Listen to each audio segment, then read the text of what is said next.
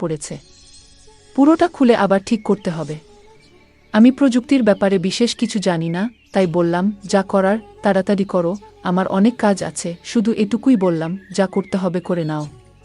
সে কিছু সময়ের জন্য বাইরে চলে গেল, হয়তো কোনো সরঞ্জাম বা অন্য কিছু আনতে। কিছুক্ষণ পরে সে ফিরে এলো এবং বলল, চলুন ভাবি। তার মুখে সামান্য হাসি ছিল, কিন্তু তার চোখে একটা অদ্ভুত ঝিলিক দেখলাম, যা আমার ঠিক বোঝা গেল না। এই কথা শুনে আমি একটু বিভ্রান্ত হয়ে গেলাম, কারণ সে আমাকে তার ঘরে নিয়ে যেতে চাইল। আমি যখন তার ঘরে গেলাম, তখন দেবর, আমার নাম পূজা, আমার বয়স 2-8 বছর। আমি দেখতে অনেক সুন্দর ছিলাম, গায়ের রং ছিল ফর্সা। আমার স্বামী বিদেশে যাওয়ার পর আমার দেবর সবসময় আমার সাথেই থাকত। দিন দিন তার ব্যবহার অনেকটা পরিবর্তন হতে থাকে। একদিন সে আমাকে এমন কিছু বলল, যা শুনে আমি তো অবাক হয়ে গেলাম। বন্ধুরা, আজকের গল্পটা অনেক বেশি স্পেশাল, আর আশা করছি তোমাদের ভালো লাগবে। গল্পগুলো ভালো লাগলে ভিডিওটি লাইক, শেয়ার এবং চ্যানেলটি সাবস্ক্রাইব করো প্লিজ। বিয়ের পর থেকেই সংসারে টানাপোড়েন ও প্রতিদিনের খরচের বোঝা ধীরে ধীরে আমার উপর পড়তে শুরু করল। বাড়ির অবস্থাও এমন ছিল না যে কোনো সাহায্য ছাড়া চলতে পারবো। বাধ্য হয়ে একদিন নিজেকে বললাম, কিছু একটা করতে হবে। যদিও আমি পড়াশোনায় তেমন কিছু জানি না, কোথাও চাকরি পাওয়া সম্ভব ছিল না, তাই ভাবলাম মহল্লার মহিলাদের কাপড় সেলাই করা শুরু করব। পুরনো সেলাই মেশিনটা, যা বিয়েতে পাওয়া দান উপহার হিসেবে এক কোণায় পড়েছিল, তা পরিষ্কার করতে লাগলাম। এরপর পাড়ায় জানিয়ে দিলাম, যাদের কাপড় সেলাই করতে হবে তারা আমার সাথে যোগাযোগ করতে পারে। ধীরে ধীরে খবর ছড়াতে লাগলো, আর কিছুদিনের মধ্যেই বেশ কয়েকটি অর্ডার আসা শুরু হলো। পাড়ার মহিলারা তাদের সালোয়ার, ওড়না, ব্লাউজ সেলাই করাতে আমার কাছে আসতে লাগলো। কাজটা ভালোভাবে করতে শিখে গেলাম, আর এই সেলাই দিয়েই প্রথমেই সংসারের খরচ চালাতে শুরু করলাম। সেলাই করতে করতে প্রায় আমার বাড়িতে মহিলারা ভিজিট করত, কারো মাপ নেওয়া, কারো ফিটিং ঠিক করা, কেউ আবার পুরনো কাপড় নতুন ফ্যাশনের সেলাই করাতে চাইত, আর কেউ কেউ শুধুই মন খুলে গল্প করতে আসত। ধীরে ধীরে এই সেলাইয়ের কাজের সঙ্গে তাদের সঙ্গেও এক ধরনের সম্পর্ক গড়ে উঠল। তারা আমাকে তাদের মনের কথা বলতো, সমস্যার কথা শেয়ার করত। এতে আমিও এক ধরনের সান্ত্বনা পেতাম, একটা উদ্দেশ্য খুঁজে পেলাম। দিনভর ব্যস্ত থাকার, নিজের কষ্ট ভুলে থাকার এই কাজ আমাকে বাঁচিয়ে রেখেছিল। সেলাইয়ের কাজ বাড়তে লাগলো। একজন মহিলা কাপড় দিতে আসলে আরেকজন নিতে চলে আসতো। আমার নিজের সন্তান ছিল না, তাই এই কাজের জন্য বাড়িটা সবসময় মহিলাদের হাসিতে ভরে থাকত। ওদের হাসি, ঠাট্টা আর গল্পে আমার বাড়িতে যেন নতুন করে জীবনের প্রাণচাঞ্চল্য ফিরে এলো। কাজের সাথে সামান্য আয়ও হচ্ছিল, যা আমার জন্য এক প্রকার স্বস্তি নিয়ে এলো। কিছু মাসের মধ্যেই আমার সেলাইয়ের দক্ষতার কথা আশেপাশের এলাকাতেও ছড়িয়ে পড়ল। এবার দূরের মহল্লা থেকেও মহিলারা তাদের কাপড় সেলাই করাতে আসতে লাগলো। কাজের চাপ এতটাই বেড়ে গেল যে একা সামলানো মুশকিল হয়ে পড়ল। প্রতিদিন ঘন্টার পর ঘন্টা মেশিনের সামনে বসে কাজ করতে করতে কাঁধ ব্যথা করতে শুরু করল। এমনকি আঙুলগুলোতেও ব্যথায় ফুলে যেত। শেষে পাড়ার কয়েকজন মেয়েকে সাহায্যের জন্য ডেকে নিলাম, যারা সেলাই শিখতে আগ্রহী বা কিছু আয় করতে চায়। আমি বললাম, তারা যেন নিজেদের সেলাই মেশিন নিয়ে এসে আমার সাথে কাজ করে। এর বিনিময়ে তারা সেলাই শিখবে এবং সামান্য পারিশ্রমিকও পাবে। কেউ কেউ সেলাই মেশিন প্রথমবার ধরেছিল। ধৈর্য ধরে তাদের কাপড় ঠিক করে বসানো, সুতো লাগানো এবং সোজা সেলাইয়ের কৌশল শেখাতাম তাদের। আশায় আমার কাজ অনেক হালকা হয়ে গেল। এখন বাড়িটা আরও প্রাণবন্ত লাগত। ওরা হাসত, গল্প করত, আর মাঝে মাঝে আমার সাহায্যে নতুন কিছু ডিজাইন শিখত। তাদের সাথে আত্মীয়তার মতো একটা সম্পর্ক গড়ে উঠেছিল। আমি তাদের সেলাই মেশিন চালানো শেখাচ্ছিলাম, আর ধীরে ধীরে কাজও দিতে শুরু করলাম। তবে নতুন বলে প্রায় ভুল করত। কখনো মেশিনে কাপড় আটকে যেত, কখনো সুতোর গিঁট ছিঁড়ে যেত বা আঙ্গুল ফুটত। প্রতিদিনই মেশিনের সমস্যা হতো, আর ঠিক করাতে আমার অনেকটা সময় চলে যেত। একদিন তাদের মধ্যে এক মেয়ের মেশিন আবার নষ্ট হয়ে গেল, কাপড় মেশিনে আটকে গেল। আমি নিজে থেকে চেষ্টা করলাম ওর মেশিনটা ঠিক করতে, কিন্তু সফল হলাম না। বাধ্য হয়ে আমি তাকে বললাম, আজ তুমি মেশিনটা ঠিক করিয়ে নিয়ে এসো, আজ আর কাজ করতে হবে না। মেয়েটি চলে যেতে প্রস্তুত হচ্ছিল, তখনই আমার দেবর বাড়িতে দুপুরের খাবারের জন্য এলো। আমি রান্নাঘরে গিয়ে তার জন্য খাবার গরম করতে লাগলাম। জানালা দিয়ে তাকিয়ে দেখি আমার দেবর সেই মেয়েটির সঙ্গে কিছু কথা বলছে। আমার দেবর মেয়েটিকে জিজ্ঞাসা করল, তুমি এত তাড়াতাড়ি ছুটি নিয়ে বাড়ি যাচ্ছ কেন? মেয়েটি বলল, আমার সেলাই কাপড় আটকে গিয়েছে, তাই মেশিন নষ্ট হয়ে গেছে। ভাবি নিজেই ছুটি দিয়েছেন, কাল বাইরে থেকে ঠিক করিয়ে তারপরেই কাজে আসব। মেয়েটির কথা শুনে আমার দেবর বলল, আরে বাইরে গিয়ে ঠিক করানোর কি দরকার, যখন বাড়িতেই লোক আছে। দেবরের কথা শুনে মেয়েটি থেমে গেল। সে বলল, তুমি যদি মেশিনটা ঠিক করে দাও তাহলে খুবই উপকার হবে, না হলে আমাকে বাবাকে বলেই বড় বাজারে পাঠাতে হবে। আর বাবাকে সাইকেলে মেশিন নিয়ে যেতে অনেক কষ্ট হবে। মেয়েটির কথা শুনে আমার দেবর মেশিনটা পরীক্ষা করতে লাগলো। বলল, তোমার মেশিনে তো মরচে ধরে গেছে, এটা পুরোপুরি আটকে গেছে, ভালোভাবে খুলে ঠিক করতে হবে। মেয়েটি অবাক হয়ে বলল, তাহলে তুমি ঠিক করতে পারবে না? দেবর হেসে বলল, না না, আমি এই কাজ ভালোই জানি। মেয়েটি খুশি হয়ে পাশে বসে পড়ল এবং বলল, আমার একটা সেলাইয়ের কাজ করতে হবে, তাড়াতাড়ি করে দাও প্লিজ।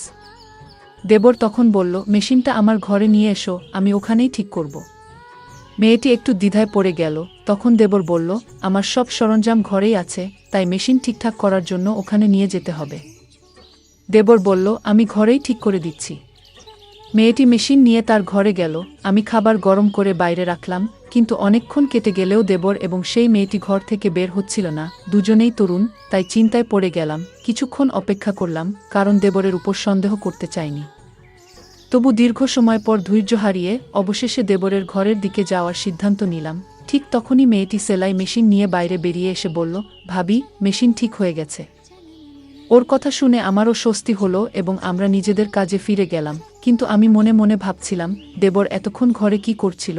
কিছুক্ষণ পরে দেবরও ঘর থেকে বেরিয়ে এসে বিছানায় বসে খাবার খেতে লাগলো।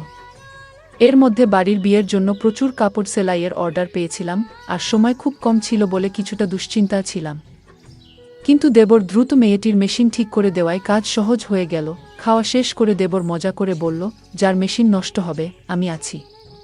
আমি হেসে উঠলাম। এই সেলাই কাজ থেকে এখন বেশ ভালো আয় হচ্ছিল, তাই মনও বেশ ভালো ছিল।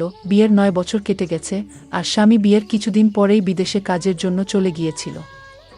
প্রায় 3 বছর ধরে সে দুবাইতে আছে। 6 মাস বা বছরে একবার ফিরত ছুটি পেলেই স্বামী বাড়িতে আসত। সপ্তাহখানেক থেকে আবার দুবাই ফিরে যেত। বাড়িতে শ্বশুর, শাশুড়ি আর এক দেবর ছিল। শ্বশুর শাশুড়ি ছিলেন বয়স্ক এবং প্রায় অসুস্থ থাকতেন। দিনের বেশিরভাগ সময় নিজেদের ঘরেই থাকতেন। দেবর খুবই ভালো ছেলে ছিল। বয়স মাত্র 20 হলেও সে নিজেই একটি দোকান খুলেছিল, যেখানে মেশিন মেরামতের কাজ করত। আমি ওকে বলতাম, তুমি এখনো ছোট, পড়াশোনা করাটাই দরকার। কিন্তু সে বলতো, ভাবি, সংসার তো চলাতে হবে, কতদিন আর সব দায়িত্ব ভাইদের উপর ফেলে রাখা যাবে? ভাই বিদেশে আছে, বাড়িটাও ভাড়ার। মা বাবা অসুস্থ, তাই আমাকে কাজ করতেই হবে। সাধারণত দেবর দিনের বেশিরভাগ সময় দোকানেই থাকত, তবে মাঝে মধ্যে বাড়িতেও আসত, আর আমি নিশ্চিন্তে থাকতাম। দেবর বাড়িতে এলেই এখানে ওখানে ছোটখাটো কাজগুলো করে দিত। আমার সাথে বসে অনেক গল্প করত। মেয়েরা যেসব মেশিন নিয়ে আসত তা প্রায়ই নষ্ট হয়ে যেত, আর আমি দেবরকে বললেই সে দ্রুত ঠিক করে দিত। একদিন আমি সেলাই করছিলাম, আবারও সেই মেয়েটির মেশিন নষ্ট হয়ে গেল।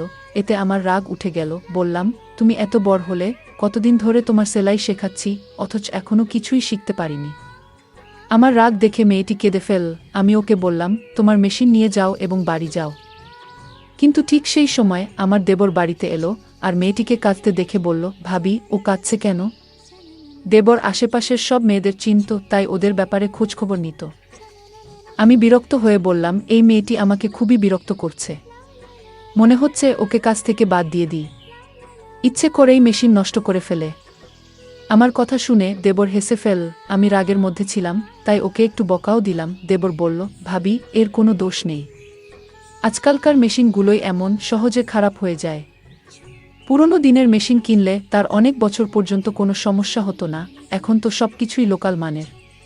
দেবরের কথা শুনে আমি ওর দিকে তাকালাম। সে তখন পকেট থেকে মোবাইল বের করে বলল, ভাবি, দাদার কল এসেছে, আপনি কথা বলবেন, আপনার রাগও মিটে যাবে। স্বামীর কথা শুনে আমি হেসে ফেললাম। দেবর খুবই দুষ্ট ছিল, মাঝে মাঝেই আমাকে মজা করত। আসলে কয়েকদিন ধরে আমার স্বামীর সাথে কথাই হয়নি, হয়তো কাজের জন্য ব্যস্ত ছিল। প্রায় প্রতিদিনই দেবরকে বলতাম, দাদার সাথে একটা কল লাগিয়ে দাও, কিন্তু সে প্রতিবারই বলতো, ভাবি, আজ মোবাইলে টাকা নেই, কাল কথা বলিয়ে দেব। তবে বেশ কিছুদিন পার হয়ে গেলেও সে কলটা করে দেয়নি। হয়তো সত্যিই ওর মোবাইলে টাকা ছিল না। কিন্তু আজ দেবর আমাকে মোবাইলটা ধরিয়ে দিতেই সবকিছু ভুলে গেলাম।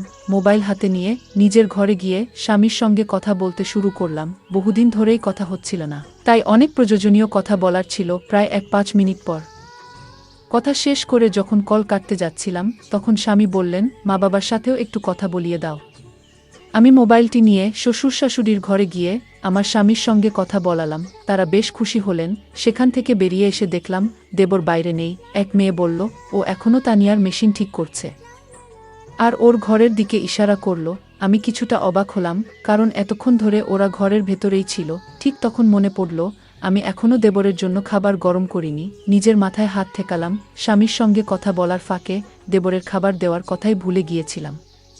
দেবর যখন বাইরে এলো তখন আমি বললাম, তুমি বসো, আমি তোমার জন্য খাবার গরম করে আনি। কিন্তু দেবর বলল, না ভাবি, আমার পেট ভরে গেছে, আজ খাবো না। হেসে সে বাইরে চলে গেল। আর আমি একটু অবাক হয়ে মেশিনের পাশে বসে ভাবতে লাগলাম, আসলে ও কোথায় গিয়ে পেট ভরালো। সেদিন আমি কাজের মাঝে হঠাৎ একপাশে দেখলাম আমার তানিয়া কিছু মেয়ের সাথে ধীরে ধীরে কথা বলছে। তার মুখে এক ধরনের আনন্দ ঝলকাচ্ছিল, যেন সে আনন্দে মেতে আছে। তার মুখে এক অদ্ভুত লালচে আভা ফুটে উঠেছিল, যা দেখে আমার মধ্যে হালকা অভিমান তৈরি হলো। আমি এগিয়ে গিয়ে প্রশ্ন করলাম, তানিয়া, তোমার মেশিন ঠিক হয়ে গেছে? সে তাড়াতাড়ি মাথা নাড়ল। আমি তাকে বললাম, তাহলে এবার কাজটা ঠিকঠাক করো। আমার কথা শুনে সবাই নিজেদের কাজে মন দিল। কাজ করতে করতে আমি আমার স্বামীর কথা ভাবতে লাগলাম। বহুদিন ধরে আমি চাইছিলাম সে যেন কিছুদিন বাড়িতে থাকে। আমার মন খুব চেয়েছিল তাকে বাড়িতে দেখতে। কিন্তু সে বলতো, যদি বাড়িতে আসি তাহলে বেশ কিছু খরচ হবে, তাই কিছুদিন না আসাই ভালো। আমি জানতাম সে আমাদের ভবিষ্যতের জন্য প্রতিটি টাকার হিসাব করছে, যাতে আমাদের ভবিষ্যৎ আরও ভালো হয়। কিন্তু তবু তার দূরত্ব আমাকে কষ্ট দিচ্ছিল। মনে মনে ভাবতাম, সে যদি প্রতিদিন বাড়ি ফিরত আমার সাথে থাকতো তাহলে কেমন হতো। আমি চাইতাম সে বাড়ি ফিরুক, হয়তো কম আয় হবে, কিন্তু সে পাশে থাকলে সবকিছু সহজ হতো। তাই আমি চুপচাপ সেলাইয়ের কাজে মন দিতাম। সেলাই করার মাধ্যমে কিছু আয় করতে পারছিলাম, যা ঘরের খরচের কিছুটা সাপেক্ষে সহযোগ হতো। আমি যা উপার্জন করতাম তা শাশুড়ির হাতে তুলে দিতাম। এতে সব মুখে হাসি ফুটে উঠত, আর আমার সময়টাও ভালো কেটে যেত। সেলাইয়ের কাজে নিয়োজিত মেয়েদের মেশিনগুলো প্রায়শই নষ্ট হয়ে যাচ্ছিল। অনেকবার বুঝিয়ে বলেছিলাম মেশিনগুলো ঠিকভাবে চালানো শিখতে হবে, কিন্তু প্রতিদিনই কারো না কারো মেশিনে কোনো না কোনো সমস্যা দেখা দিত। ভাবছিলাম, যদি মেশিন ঠিক করার কাজটাও শিখতে পারতাম তাহলে কেমন হতো। কিন্তু আমি তেমন শিক্ষিত নই, তাই এ ধরনের কাজ শেখার সাহস পাইনি। এই মেশিনগুলো আগে আমার শাশুড়ি চালাতেন। তিনি আমাদের সংসারের খরচ মেটানোর জন্যই সেলাই করতেন। কিন্তু আমার বিয়ের পরপরই শাশুড়ি অসুস্থ হয়ে পড়লেন, আর তখনই আমার স্বামী বিদেশে চলে গেলেন। আমি তখন ভাবলাম সেলাইয়ের কাজটি আমিই করব। এতে সংসারের জন্য কিছু টাকা আসবে, কিন্তু বুঝতে পারিনি যে এর সাথে কিছু বাড়তি সমস্যাও আসবে। সেদিনটাতে আমার খুব ভালো লাগছিল, কারণ সকালে আমার স্বামীর ফোন এসেছিল। স্বামীর খবর পেয়ে মনটা খুশিতে ভরে গিয়েছিল। তবে কাজের মধ্যে ঠিক তখনই আমাদের পাড়ার এক মহিলা এলেন। তিনি বললেন, আমার মেয়ের বিয়ে, আমি চাই তুমি বিয়ের জন্য প্রয়োজনীয় সব পোশাক সেলাই করে দাও। আমার হাতে তখন তেমন কাজ ছিল না, তাই তার কথা শুনে বেশ আনন্দ পেলাম। হাসি মুখে তাকে বললাম, আমার বেশ কয়েকজন মেয়ে আছে কাজ শেখার জন্য, আমরা একসঙ্গে কাজ করে সময় মতো সব পোশাক তৈরি করে দেব। তিনি আমাকে অনেক আশীর্বাদ দিয়ে চলে গেলেন, আর তার যাবার পর আমি সেলাই শেখার মেয়েদের সঙ্গে বসে কাজ ভাগাভাগি করলাম। সেদিন কাজের চাপ ছিল অনেক, আর সময় ছিল খুব কম। তাই আমি মেয়েদের বললাম, সবাই নিজের মেশিন ঠিকভাবে চালাবে। যদি কাজের মাঝে কারো মেশিন নষ্ট হয় তবে তাকে এই কাজ থেকে বাদ দিতে হবে। আমার কথা শুনে এক মেয়ে মৃদু হেসে বলল, ভাবি, আজ আপনার ছোট দেবর আসবে না? আমরা তার মাধ্যমেই আমাদের মেশিনগুলো ঠিক করিয়ে নেব। মেয়েটির মুখে চাপা হাসি ছিল, যার অর্থ আমি তখন পুরোপুরি বুঝতে পারিনি। আমি তখন কাপড়গুলো যাচাই করছিলাম, তাই বললাম, হ্যাঁ ঠিক আছে, দ্রুত মেশিনগুলো ঠিক করে নাও। এই কথায় সবাই যেন খুশি হয়ে উঠল। দুপুরে ছোট দেবর এলে মেয়েরা তার চারপাশে ঘিরে ধরল। সে বলল, আমি কি সব মেশিন ঠিক করার দায়িত্ব নিয়েছি? যাও, অন্য কারো কাছে নিয়ে যাও। তবু হাসতে হাসতে সে তাদের সাহায্য করতে লাগল। আমি এই দৃশ্য দেখে মৃদু হেসে ফেললাম, আর মেয়েরা একটু মন খারাপ করল। তারপর মেয়েরা মজার ছলে বলল, আমরা তো তোমার জন্য কিছু করতে চাই, আমরা তো বিনিময়ে কিছু দিতে চাই। হাসতে হাসতে আমার ছোট দেবর বলল, আচ্ছা তাহলে কিছু দিতেই হবে। তখন এক মেয়ে বলে উঠল, যেদিন তোমার বিয়ে হবে আমরা তোমার বউয়ের জন্য সেরা পোশাকটি সেলাই করে দেব। তার কথা শুনে আমার দেবর হেসে বলল, তোমরা সবাই বেশ চালাক, প্রতিদিন কারো না কারো মেশিন ঠিক করি, আর শেষমেশ বিয়ের দিনে শুধু একটা পোশাক সেলাইয়ের প্রতিশ্রুতি। দেবরের কথা শুনে আমি হেসে উঠলাম। সে বলল, তোমাদের সেলাই এখন পুরোপুরি নিখুঁত নয়, তাই মাফ করো, আমার ভাবি আমার হবু স্ত্রীর জন্য পোশাক বানাবে। কথাটি বলে সে আমার দিকে তাকালো। আমি হেসে মেয়েদের বললাম, আমার ছোট দেবর এখনো খুব ছোট। তখন এক মেয়ে অবাক হয়ে বলল, ভাবি, কিন্তু ও তো দেখতে বেশ লম্বা। আমার দেবর মজার ছলে আমার দিকে তাকিয়েছিল, যেন আমার জবাব শোনার জন্যই অপেক্ষা করছিল।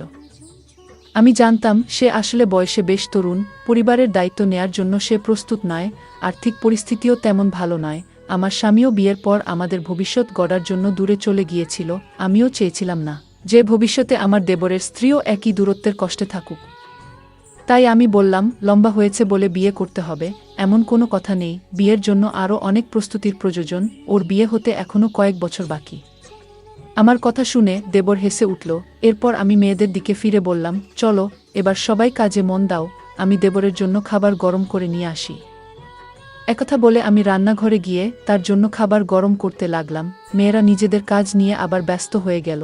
আমি আমার দেবরের ঘরে যাচ্ছিলাম, কারণ জানি না কিভাবে, কিন্তু ও মেশিনগুলোতে এক ধরনের জাদু করত, আর সব কিছু ঠিকঠাক হয়ে যেত। সেদিনও সে মেয়েদের সেলাইয়ের মেশিনগুলো সারিয়ে দিয়ে নিজের কাজে চলে গেল। পরের দিন প্রচুর কাজ ছিল, তাই কাউকে কাজ থেকে সরতে দিলাম না। দেবরও সেদিন বাড়িতে আসেনি, আর কাজের চাপ এত বেশি ছিল যে আমিও ব্যস্ত ছিলাম। মনে মনে ভেবেছিলাম, কাজের ফাঁকে নিজের বাবা-মার বাড়িতে কিছুদিন যাব, কতদিন যাব ভাবছি। কিন্তু হঠাৎ একটা বিপদ এলো। আমার মেশিনটি খারাপ হয়ে গেল, আর কাপড়ের বিশাল স্তূপ পড়ে রইল। আমি চাইছিলাম না যে এত দামি কাপড় মেয়েদের দিয়ে সেলাই করাই, কারণ তাদের কাজের মধ্যে এখনও সূক্ষ্মতা আসেনি। সকালে মেশিনটি একদম কাজ করছিল না। মেয়েরা আমার চিন্তিত মুখ দেখে বলল, ভাবি, আপনি চিন্তা করবেন না, আপনার দেবর আছে, সে তো আপনার মেশিন ঠিক করেই দেবে। এই কথা শুনে মেয়েরা নিজেদের মধ্যে ফিসফিস করে কথা বলতে লাগলো, যা আমি ঠিক বুঝে উঠতে পারলাম না। কয়েকদিন ধরে লক্ষ্য করছিলাম, দেবর সারাদিন বাইরে থাকত, কিন্তু দুপুরে খাবার খেতে এলেই মেয়েরা যেন কোনো বাহানায় তার আশেপাশে ঘুরঘুর করত, সবার কাজ ছেড়ে যেন তার উপস্থিতিতে একটু আনন্দ খুঁজে পেত।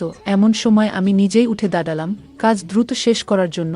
সেদিন কাজের চাপ এত বেশি ছিল যে মেয়েদের আচরণে খুব একটা খেয়াল করতে পারিনি, কিন্তু যখন থেকে আমার দেবর মেয়েদের মেশিনগুলো ঠিক করে দিতে শুরু করলো, তখন থেকে তারা প্রায় প্রতিদিন কাজ শেষে কিছু না কিছু খাবার নিয়ে আসতে লাগলো। শুরুতে ভাবতাম ওরা হয়তো আমার জন্যই এসব নিয়ে আসে, কিন্তু পরে বুঝতে পারলাম এসব খাবার আসলে আমার দেবরের জন্যই আনা হচ্ছিল। বিশ্বাসটা বুঝতে পেরে আমি ওদের একটু বকাও দিলাম, বললাম, আমার মেশিন খারাপ হয়েছে, অথচ তোমরা সবাই বসে আছো কেন? আমার কথা শুনে তারা চুপচাপ নিজেদের কাজে ফিরে গেল, আর আমি অপেক্ষা করতে লাগলাম দেবর কখন বাড়ি ফিরে আসবে। দুপুরেই তার বাড়ি ফেরার কথা, কিন্তু তখন পর্যন্ত ধৈর্য ধরে অপেক্ষা করতে লাগলাম। আমার কাছে কোনো মোবাইল ছিল না, আর আমি মোবাইল চালাতেও জানতাম না, তাই ফাঁকা সময়টা কাটানোর জন্য রান্নাঘরে গিয়ে কিছু সবজি কেটে বসেছিলাম। তখনই শুনতে পেলাম তানিয়া মৃদুস্বরে আরেক মেয়েকে বলছে, ভাবির বদলে যদি আমার মেশিনটাই আজ নষ্ট হতো। কথাটা শুনে আরেক মেয়ে চুপিসারে হাসি চেপে ফেল, আর আমি তানিয়ার দিকে অবাক হয়ে তাকিয়ে রইলাম। ওর চোখে এক ধরনের আকাঙ্ক্ষা ছিল। হঠাৎ মনে পড়ল তানিয়ার মেশিন প্রথম নষ্ট হয়েছিল, আর সেই কারণেই আমার দেবর তার মেশিন ঠিক করার জন্য নিজের ঘরে নিয়ে গিয়েছিল। এই পুরো ব্যাপারটা আমাকে একটু চিন্তায় ফেলে দিয়েছিল। দুপুরের দিকে আমার দেবর বাড়ি এলো, আমি তার জন্য অপেক্ষা করছিলাম। সে বাড়িতে পা রাখতেই আমি বললাম, আজ আমার সেলাই মেশিনটা নষ্ট হয়ে গেছে, তাড়াতাড়ি এটা ঠিক করে দাও।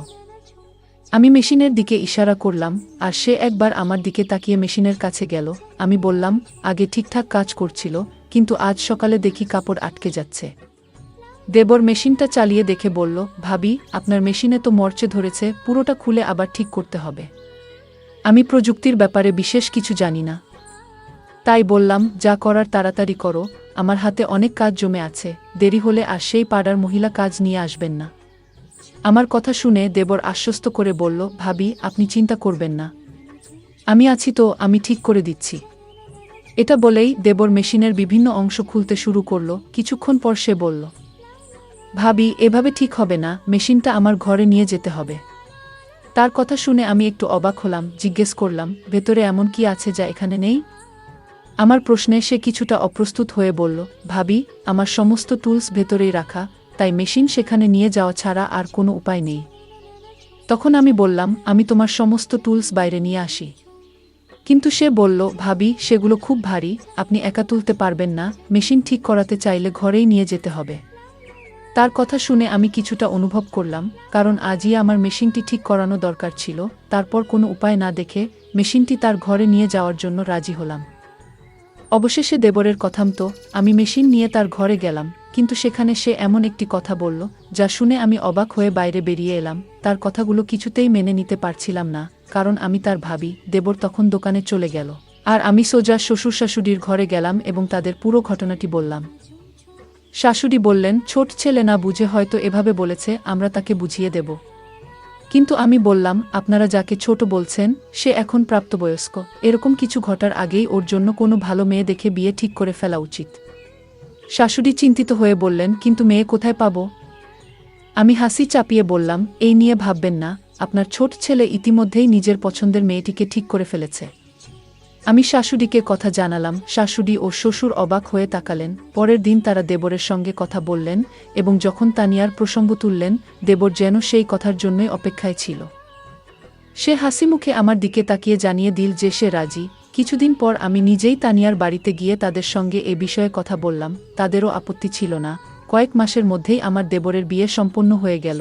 এই ঘটনায় বুঝেছিলাম, ছেলেরা যখন নিজেরা নেয়া, তখন তাদের পথ দেখানোই ভালো। ছেলে বা মেয়ে যখন প্রাপ্তবয়স্ক হয়ে যায়, তখন তাদের বিয়েতে দেরি না করাই ভালো, না হলে নানা সমস্যা দেখা দিতে পারে। তানিয়া যখন আমাদের বাড়িতে বউ হয়ে এলো, তখন সে আমার সঙ্গে মিলে সেলাইয়ের কাজে হাত লাগালো। আমাদের বাড়ির আয়ও এতে দ্বিগুণ হলো। গল্পের মূল চরিত্র পূজার জীবন নানা চ্যালেঞ্জে পূর্ণ। বিয়ের পর সংসারের আর্থিক অবস্থা খারাপ দেখে সে নিজে কিছু করার সিদ্ধান্ত নেয়। এই গল্প আমাদের শেখায় যে আমাদের নিজেদের পরিস্থিতি উন্নতির জন্য সর্বদা পরিশ্রম করতে পিছিয়ে পড়া উচিত নয়। পূজা উচ্চশিক্ষা না থাকা সত্ত্বেও সেলাইয়ের মাধ্যমে সংসারের খরচ চালাতে শুরু করে, যা প্রমাণ করে যে সীমিত সম্পদেও পরিশ্রম আর ইচ্ছাশক্তি থাকলে নিজেকে প্রতিষ্ঠিত করা সম্ভব। পূজার জীবন নানা কঠিন পরিস্থিতির মধ্য দিয়ে গেছে। স্বামী বিদেশে কাজ করতে যাওয়ার পর সংসারের দায়িত্ব তার উপরই এসে পড়ে। তবু সে হার মানেনি এবং জীবনে একটি ইতিবাচক মনোভাব বজায় রেখেছিল। ধৈর্য এবং পরিস্থিতির সঙ্গে মানিয়ে চলার দক্ষতা খুবই গুরুত্বপূর্ণ, যা পূজা আমাদের শেখায়। সে আমাদের দেখায় যে কঠিন পরিস্থিতিতেও ইতিবাচক থেকে সমাধান খুঁজে বের করা যায়। সেলাইয়ের কাজ বাড়তে থাকলে পূজার মাথায় পাড়ার মেয়েদের সাহায্য নেওয়ার ভাবনা আসে। সে তাদের সেলাই শেখায় এবং আয়ের সুযোগ দেয়। এতে বোঝা যায়, আশেপাশের মানুষদের সহায়তা করলে অনেক সমস্যার সহজে সমাধান করা যায়। পূজা এই উদ্যোগের মাধ্যমে অন্যদের আয়ের পথ তৈরি করে, যা অনুপ্রেরণামূলক। গল্পে পূজার দেবরও পরিবারের দায়িত্বশীল সদস্য। সে পড়াশোনার পরিবর্তে কাজকে প্রাধান্য দেয়া, সংসারের খরচে সাহায্য করতে। এতে বোঝা যায়, সময় ও পরিস্থিতির প্রয়োজনে সঠিক সিদ্ধান্ত নেওয়া জরুরি। মানুষের জীবনের সঠিক অগ্রাধিকার নির্ধারণ গুরুত্বপূর্ণ। পূজা কাজের মেয়েদের প্রতি সংবেদনশীল ও দায়িত্বশীল ছিল। শুধু সেলাই শেখানো নয়, তাদের ছোটখাট সমস্যা বোঝারও চেষ্টা করত। তার এই গুণ শেখায় অন্যের অনুভূতি সম্মান করার সঠিক মানবিক সম্পর্ক। সহযোগ চ্যালেঞ্জ আসলেও পূজা আত্মসম্মান বজায় রেখে কাজ চালিয়ে গেছে এবং অন্যদের সহায়তা নিয়ে নিজেকে দুর্বল মনে করেনি। এটি বোঝায় আত্মসম্মান ও আস্থা সাফল্যের মূল। পূজার স্বামী দূরে থাকলেও তার দেবর পাশে থেকেছে, যা শেখায় পরিবারের সহায়তা জীবনের অনেক সমস্যায় সহজ করে তোলে। পূজার সেলাইয়ের কাজ বাড়লে সে আশপাশের মেয়েদের কাজে যুক্ত করে, যা সহযোগিতার মনোভাবের উদাহরণ। এভাবে সে নিজের উন্নতির পাশাপাশি তাদের জীবিকাও রক্ষা করে। গল্পটি শেখায় যে এগিয়ে যেতে সঠিক সিদ্ধান্ত ও সহানুভূতি গুরুত্বপূর্ণ। পূজার কাজে আশেপাশের মহিলারা যুক্ত হওয়ায় তার ঘর শুধু সেলাইয়ের জায়গা নয়, সমস্যাগুলো শেয়ার করার স্থানও হয়ে ওঠে। এটি সমাজে সংযোগ ও সহযোগিতার বার্তা দেয় এবং ঐক্য বজায় রাখা উচিত। পূজার গল্প শেখায় যে আমাদের লুকিয়ে থাকা প্রতিভা চিনে কাজে লাগালে তা এগিয়ে চলার পথ হতে পারে। সে সেলাইকে আর্থিক বাধ্যবাধকতা থেকে সুযোগে রূপান্তরিত করেছে, যা চ্যালেঞ্জের সুযোগ খোঁজার প্রেরণা দেয়। এই গল্প থেকে শেখা যায়, পরিশ্রম, ধৈর্য, সহযোগিতা, আত্মমর্যাদা এবং ইতিবাচকতার সাথে আমরা কঠিন পরিস্থিতি মোকাবিলা করতে পারি। সম্পর্কের গুরুত্ব ও সমাজের সংযোগ আমাদের সবার জন্য একটি ভালো জীবন গড়ে তুলতে সাহায্য করে। বন্ধুরা, যদি এই গল্পটি ভালো লেগে থাকে তাহলে দয়া করে ভিডিওটি লাইক করুন এবং আমাদের চ্যানেলটি সাবস্ক্রাইব করুন। পাশে থাকা বেল আইকনটি প্রেস করুন, যাতে করে আমরা যখনই নতুন ভিডিও আপলোড করি তার নোটিফিকেশন সবার আগে আপনার কাছে পৌঁছে যায়। ধন্যবাদ। দেখা হবে আমাদের পরবর্তী ভিডিওতে।